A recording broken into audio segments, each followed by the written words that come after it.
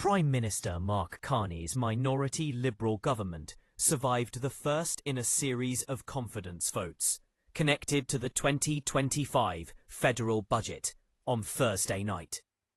By a vote of 198 to 139, Liberal, NDP, Bloc Québécois and Green MPs defeated an attempt by the Conservatives to reject Finance Minister François-Philippe Champagne's economic plans.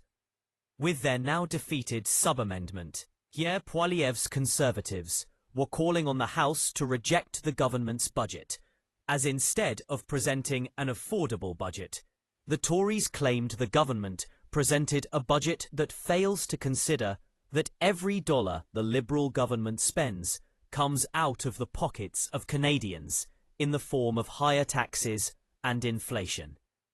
It went on to list concerns over the size of the deficit, the industrial carbon tax, the cost of government, and the absence of any plan for new oil and gas pipelines. Hours before the vote, Government House Leader Stephen McKinnon's office raised the stakes on the otherwise routine procedural proposals, declaring that the Liberals would be treating both the Conservative sub-amendment and the Bloc Québécois amendment that will come up for a vote on Friday as confidence votes. Though not long after the ante was upped, any suspense over whether the government could fall over the vote dissipated when interim NDP leader Don Davies declared his caucus of 7 would be voting against the motion, giving the Liberals the numbers they needed to survive.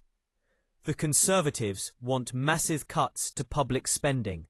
That's exactly the opposite direction that New Democrats think we need to go in, Davies said before the vote, calling what Poilievre's party was proposing absolutely irresponsible.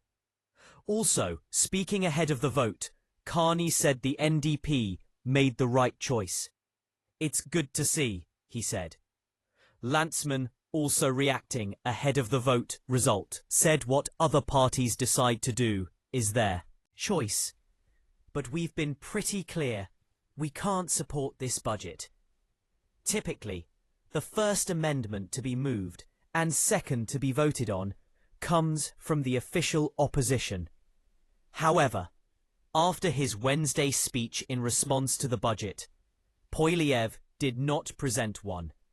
Bloc Québécois leader Yves-François Blanchet then swiftly moved what should have been his party's sub-amendment as the first amendment to the government's budget, essentially flipping the order of these two steps in the parliamentary budget approval process.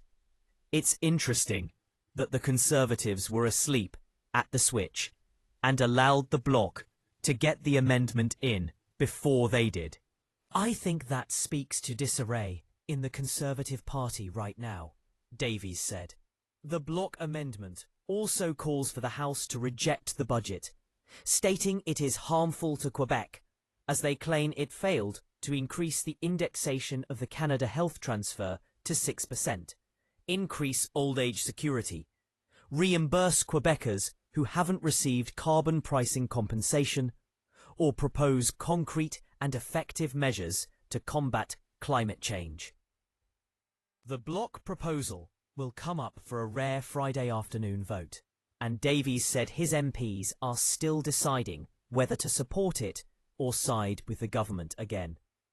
While the government falling is always a concern, Davies said it is not his main consideration, and has previously said his party was keeping abstention on the table. Should both motions be defeated, when MPs return to Ottawa after spending next week in their ridings? Some selling the budget and others hearing constituents' concerns about it. The final debate and vote on the motion asking the House to approve in general the budgetary policy of the government will take place as early as November the 17th.